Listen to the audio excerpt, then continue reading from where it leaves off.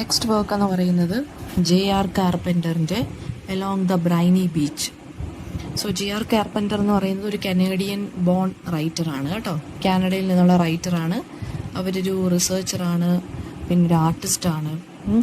അവരുടെ main style of writing എന്ന് പറയുന്നത് അവർ പോയട്രി എഴുതിയിട്ടുണ്ട്, ഷോർട്ട് ഫിക്ഷൻ എഴുതിയിട്ടുണ്ട്, ലോങ് ഫിക്ഷൻ എഴുതിയിട്ടുണ്ട്, പിന്നെ കുറേ ഡിജിറ്റൽ നറേറ്റീവ്സ് എഴുതിയിട്ടുണ്ട്. സോ നമുക്ക് പഠിക്കാനുള്ള എലോങ് ദ ബ്രൈനി ബീച്ച് എന്ന് പറയുന്നത് ഒരു ഡിജിറ്റൽ ലിറ്ററേച്ചറിൻ്റെ കാറ്റഗറിയിൽ വരുന്ന ഒരു പോവമാണ്, ഒരു ഡിജിറ്റൽ പോവമാണ് കേട്ടോ. അപ്പം ഇതിനൊരു പ്രത്യേകത എന്താണെന്ന് വെച്ച് കഴിഞ്ഞാൽ നമുക്കിപ്പം ടെക്സ്റ്റിനകത്തൊന്നും ഇതിന് ലൈൻസ് ഒന്നും കിട്ടത്തില്ല. കാരണം എന്താണെന്ന് വെച്ചാൽ ഇത് ഇൻ്റർനെറ്റിലൂടെ അല്ലെങ്കിൽ ഡിജിറ്റലായിട്ട് റിലീസ് ചെയ്ത പോവമാണ്, അല്ലെങ്കിൽ ഡിജിറ്റലായിട്ട് പബ്ലിഷ് ചെയ്ത പോവമാണ്. സോ നമുക്ക് ആ പോവം ഇപ്പോൾ അടിച്ച് നോക്കിക്കഴിഞ്ഞാൽ JR കാർപ്പൻ്ററിൻ്റെ എലോങ് ദ ബ്രൈനി ബീച്ച് എന്നുള്ള പോവം നമ്മളിപ്പോൾ നെറ്റിൽ ക്രോമിലും കാണാൻ സെർച്ച് ചെയ്ത് നോക്കുകയാണെന്നുണ്ടെങ്കിൽ നമുക്കതിനെ കാണാൻ ഒരു ഡിഫറെൻ്റ് ആയിട്ടുള്ള രീതിയിലാണ് നമുക്ക് ആ പോവം വായിക്കാൻ പറ്റുന്നത്. കാരണം ഒരു തിരമാല എങ്ങനെയാണോ അടിച്ചു പോകുന്നത്, അതായത് തിരമാല വേവ്സ് എങ്ങനെയാണോ എബ് ആൻഡ് ഫ്ലോ ചെയ്യുന്നത്, അതുപോലെയാണ് ഈ ഒരു പോവം. അതായത് ലൈൻസ് ഇങ്ങനെ ഓടിക്കൊണ്ടേയിരിക്കും. നമുക്കതിനെ വേണമെങ്കിൽ അതിൻ്റെ നടുക്കൂടെ, അതായത് ആ ഒരു പേജിൻ്റെ, നമ്മളിപ്പോൾ വ്യൂ ചെയ്യുന്ന വെബ് പേജിൻ്റെ ആദ്യം തുടക്കത്തിൽ തന്നെ എന്ത് സംഭവിക്കുന്നു വെച്ചാൽ ഈ ലൈൻസ്, പോവത്തിൻ്റെ ലൈൻസ് ഇങ്ങനെ ഓടിക്കൊണ്ടേയിരിക്കും, റൺ ചെയ്തുകൊണ്ടേയിരിക്കും ലൈക്ക് വേവ്സ്. അതുപോലെ തന്നെ ആ പേജിൻ്റെ നടുക്കൂടെ കുറേ എന്താ പറയുക, ഒരു കേർവ്ഡ് ലൈൻസ് അല്ലെങ്കിൽ കുറച്ച് ലൈൻസ് ഇങ്ങനെ ഓടിക്കൊണ്ടിരിക്കും. അപ്പം നമുക്ക് ആ മൗസ് കൊണ്ട് കേർവ്ഡ് ലൈൻസിൻ്റെ നടുക്കൂടെ, പേജിൻ്റെ നടുക്കൂടെ ഓടുന്ന കേർവ്ഡ് ലൈൻസിൽ ക്ലിക്ക് ചെയ്താൽ മാത്രമേ നമുക്ക് ഈ ഒരു പോവം ആ ലൈൻസ് എന്തോ ചെയ്യും, പോയം ഇങ്ങനെ നീങ്ങിക്കൊണ്ടിരിക്കുകയാണെന്നല്ലേ ഞാൻ പറഞ്ഞ ആ ലൈൻസ് സ്റ്റോപ്പ് ആവത്തുള്ളൂ. ലൈൻസ് സ്റ്റോപ്പ് ചെയ്ത് നമുക്ക് വായിക്കണം എന്നുണ്ടെങ്കിൽ നടുക്കൂടെ ആ പോകുന്ന ലൈൻസിനെ നമ്മൾ എന്ത് ചെയ്യണം, മൗസ് വെച്ച് ക്ലിക്ക് ചെയ്യണം.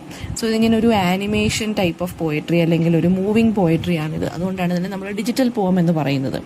സോ ഈ ഡിജിറ്റൽ പോം എന്ന് പറയുന്നത് ക്രിയേറ്റ് ചെയ്തേക്കുന്നത് ഇവർ ഒരു HTML, അതായത് ജാവാ സ്ക്രിപ്റ്റ് വെച്ചാണ്. ജാവാ സ്ക്രിപ്റ്റ് എന്ന് പറഞ്ഞ ഒരു പ്രോഗ്രാമിംഗ് നെയിമാണ് കേട്ടോ. ആ ഒരു ജാവാ സ്ക്രിപ്റ്റ് കൊണ്ട് HTML മാർക്വി ടാഗിൻ്റെ സഹായത്തോടു കൂടിയാണ് ഇവരിത് ക്രിയേറ്റ് ചെയ്തേക്കുന്നത്. ഓക്കെ, സോ കുറച്ച്, അതായത് ഈ ഒരു പോം എന്തിനെ കുറിച്ചാണ്, എലോങ് ദ ബ്രൈനി ബീച്ചിനെ കുറിച്ച് അല്ലെങ്കിൽ ഒരു സീയെ കുറിച്ചാണ് പറയുന്നത്. അപ്പം വേവ്സ് പോലെ നമുക്ക് ആ പോം വായിക്കുന്ന കാണുമ്പോൾ തന്നെ നമുക്ക് മനസ്സിലാവും ടൈഡ്സ് അല്ലെങ്കിൽ വേവ്സ്, കടലിലെ തിരമാലകൾ എങ്ങനെയാണോ വലിയുന്നതും നമ്മുടെ ഷോർസിലോട്ട് അടുക്കുന്നതും അതുപോലെയാണ് ഈ പോം ഇങ്ങനെ റൺ ചെയ്തുകൊണ്ടേയിരിക്കും. ഓക്കെ, ഇങ്ങനെ ഒരു മൂവ് ചെയ്തുകൊണ്ടേയിരിക്കും. അപ്പോൾ അത് ശരിക്കും പറഞ്ഞു കഴിഞ്ഞാൽ എന്തിനെയാണ് കാണിക്കുന്നത്, ആ ഒരു ബീച്ചിലെ വാട്ടറിൻ്റെ ബാക്ക് ആൻഡ് ഫോർത്ത് ഫ്ലോയിനെയാണ് കാണിക്കുന്നത്.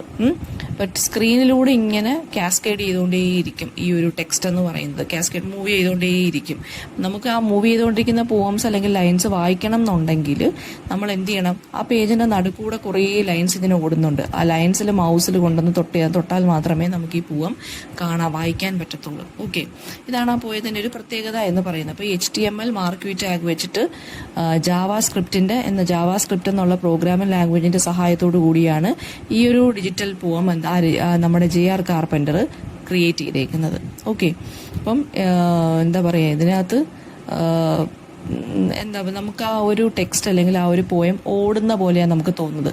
അത് നമുക്ക് സ്പീഡപ്പ് ചെയ്യാം, നമുക്ക് റിവേഴ്സ് ചെയ്യാം. ഓക്കെ, ആ ലൈൻസ് നമുക്ക് വായിക്കണം എന്നുണ്ടെങ്കിൽ നടുക്ക് കയറി നമ്മൾ ആ ലൈനിലൊന്ന് പോസ് ചെയ്യുക.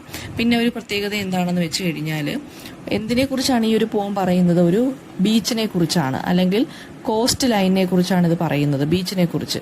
അപ്പോൾ കടലിലെ തിരമാല ആ ഒരു ഷെയ്ഡാണ് ഈ ഒരു വാൾപേപ്പർ പോലെ. ഈ ഒരു പോയത്തിൻ്റെ ബാക്ക്ഗ്രൗണ്ട് എന്ന് പറയുന്നത് സാൻഡി ഗോൾഡൻ കളറാണ് അല്ലെങ്കിൽ സാൻഡി യെല്ലോ കളറാണ്. ബീച്ചിനെ കുറിച്ച് പറയുന്നത് കൊണ്ട് ഇതിൻ്റെ ഒരു ബാക്ക്ഗ്രൗണ്ട് എന്ന് പറയുന്നത് അതാണ്. ഓക്കെ, അപ്പോൾ എന്തിനെക്കുറിച്ചാണ് ഈ പോം പറയുന്നതെന്ന് വെച്ചാൽ ഹ്യൂമൻ ബീയിങ്സ് അല്ലെങ്കിൽ ഹ്യൂമാനിറ്റിയും സീയും തമ്മിലുള്ള ഒരു കോൺഫ്ലിക്റ്റിനെ കുറിച്ചാണ് പറയുന്നത്. സുനാമിയെക്കുറിച്ച് പറയുന്നുണ്ട്, പൊല്യൂഷനെ കുറിച്ച് പറയുന്നുണ്ട്.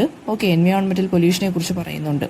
അപ്പോൾ ഇതിനെക്കുറിച്ചാണ് ഈ ഒരു JR കാർപ്പൻ്റർ ഈ ഒരു പോം എഴുതിയിരിക്കുന്നത്. കുറച്ച് ഡിഫറെൻ്റ് ആയിട്ടാണ്, നല്ലപോലെ ഡിഫറെൻ്റ് ആയിട്ടാണ് എഴുതിയേക്കുന്നത്. ഓക്കെ, പിന്നെ ഈ ഒരു സംഭവം ഉണ്ടല്ലോ, ഈ ഒരു ആനിമേഷൻ കൈൻഡ് ഓഫ് തിങ്, അത് ക്രിയേറ്റ് ചെയ്തേക്കുന്നതെന്ന് പറയുന്നത് ടരോക്കോ ഗോർജ് എന്ന് പറയുന്ന ഒരു സംഭവം വെച്ചിട്ടാണ് അത് ക്രിയേറ്റ് ചെയ്തേക്കുന്നത്. അതൊരു പോയട്രി ജനറേറ്ററാണ് ടരോക്കോ ഗോർജ് എന്ന് പറയുന്നത്.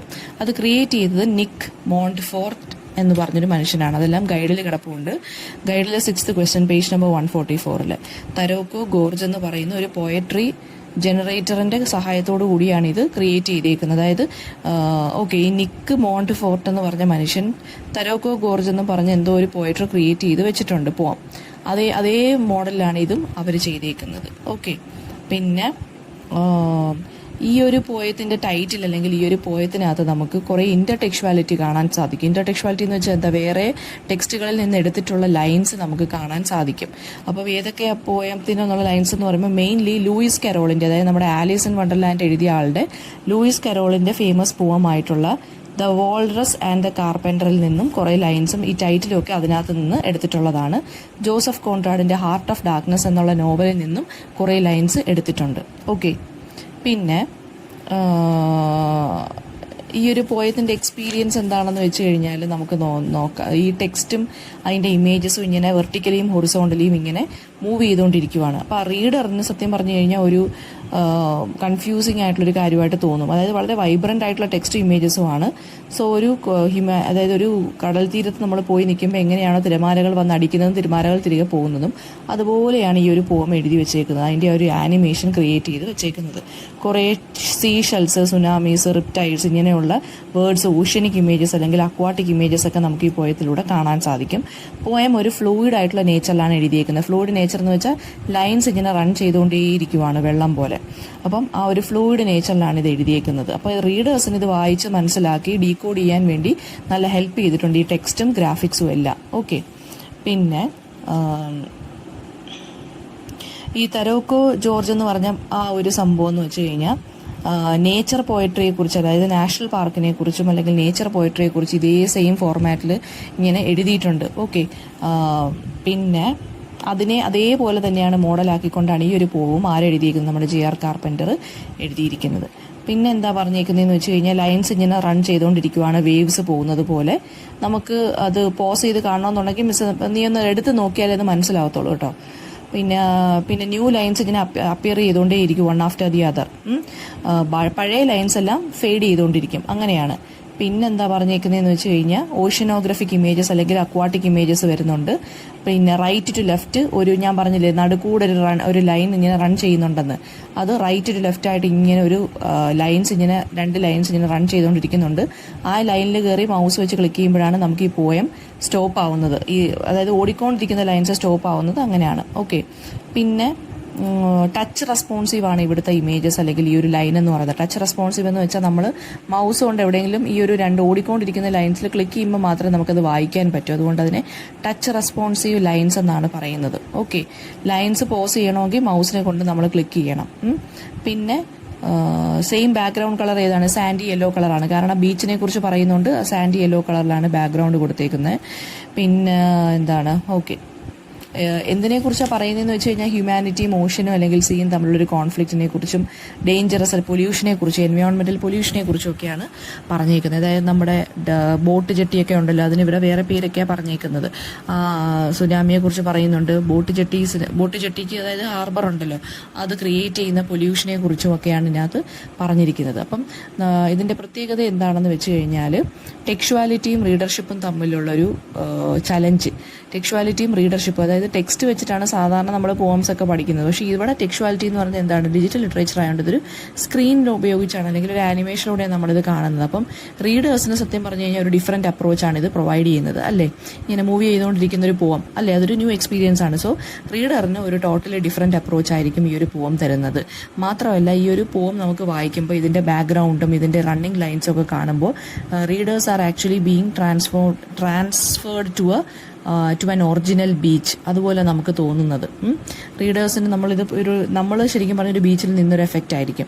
പിന്നെ മിസ് പറഞ്ഞത് ഇന്റർടെക്ച്വാലിറ്റി ആസ്പെക്ട്സ് കുറേ ഉണ്ട്. ഇന്റർടെക്ച്വാലിറ്റി എന്ന് വെച്ചാൽ വേറെ പോയത്തിൽ നിന്ന് വേറെ വർക്ക്സിൽ നിന്ന് എടുത്തിട്ടുള്ള ലൈൻസ് ഒക്കെ ഇതിനകത്തുണ്ട്. അതിന്റെ ടൈറ്റിൽ തന്നെ ലൂയിസ് കാരോളിന്റെ ഒരു ഫേമസ് പോയം എന്ന് എടുത്തിട്ടുള്ളതാണ്.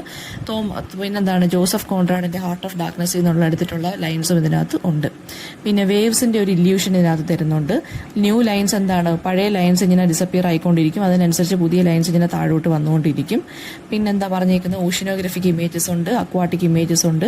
റൈറ്റ് ടു ലെഫ്റ്റ് കുറേ ലൈൻസ് ഇങ്ങനെ ഓടിക്കൊണ്ടിരിക്കുന്നുണ്ട്. അതിൽ പോസ് ചെയ്താൽ മാത്രമേ നമുക്ക് ഈ പോം വായിക്കാൻ പറ്റത്തുള്ളൂ.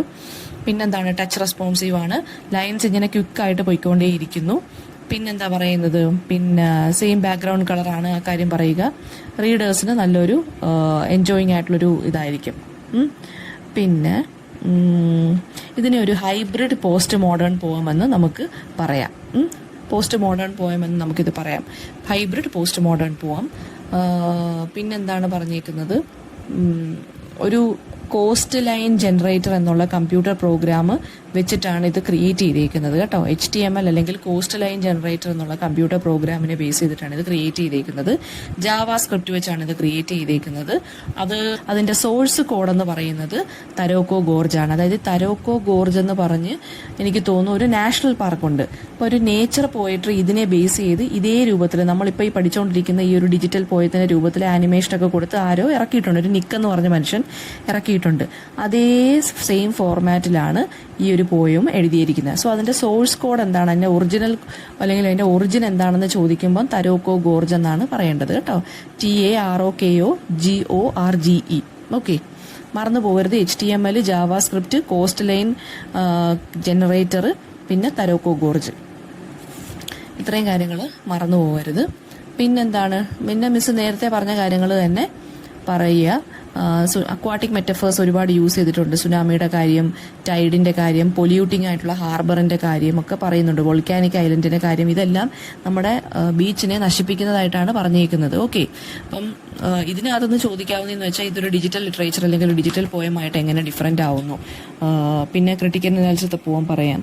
അതുപോലെ തന്നെ എന്താ പറയുക, സാധാരണ നമ്മൾ പോംസ് ടെക്സ്റ്റ് വഴിയാണ് വായിക്കുന്നത്, പക്ഷേ ഇവിടെ അങ്ങനെയല്ല, ഡിജിറ്റൽ വഴി വായിക്കുവാണ്. അതിനുള്ള ഡിഫറൻസസ് എന്തൊക്കെയാണെന്ന് വെച്ചാൽ എന്ത് ചോദിച്ചാലും ഇതിന്റെ സമ്മറി മിസ് ഈ പറഞ്ഞ പ്രത്യേകതകളെല്ലാം അങ്ങ് എഴുതിയാൽ മതി കേട്ടോ.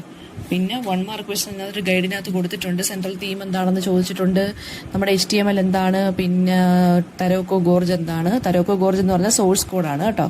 ഈ ഒരു പോയം ഈ തരോക്കോ ഗോർജ് എന്നുള്ള പോയത്തിനെ ബേസ് ചെയ്തിട്ടാണ് ഇത് ക്രിയേറ്റ് ചെയ്തേക്കുന്നത് എന്ന് പറഞ്ഞാൽ മതി. ടൈറ്റിൽ എവിടെ നിന്ന് എടുത്തു, what is cost line generator, who is JR carpenter എന്നൊക്കെ ചോദിച്ചിട്ടുണ്ട്. അതൊക്കെ ജസ്റ്റ് ഒന്ന് നോക്കി വെക്കുക. ഇതൊരു എന്താണ്, ജാവാ സ്ക്രിപ്റ്റ് എന്ന് പറയുമ്പോൾ പ്രോഗ്രാമിംഗ് ലാംഗ്വേജ് ആണ്.